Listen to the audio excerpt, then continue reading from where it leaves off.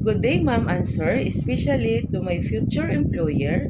My name is Michelle Canales, 40 years old, married. I have two kids, boys, 15 years old and 13 years old. I'm the eldest of five siblings. I have two brothers and two sisters. Currently residing here at the Calamba, Laguna City, Philippines. My educational attainment is a high school graduate. Ma'am answer, I don't have any experience as a domestic helper in abroad, but I have experience here in the Philippines as a housemaid helper. My first experience to my employer here in the Philippines to taking care of newborn baby and do the household chores.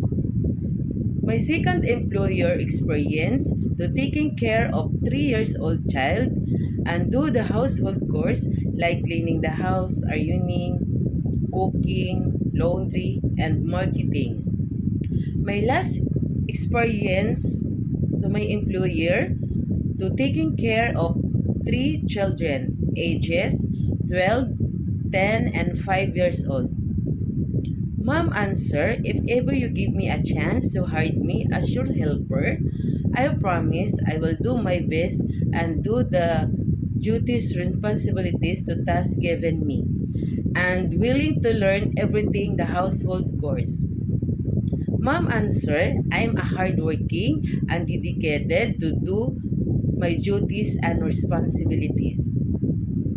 I am a trustworthy, humble, kind, understanding, patient, and follow the instruction well. I will always take care of your children and treat him as my own. Thank you and God bless.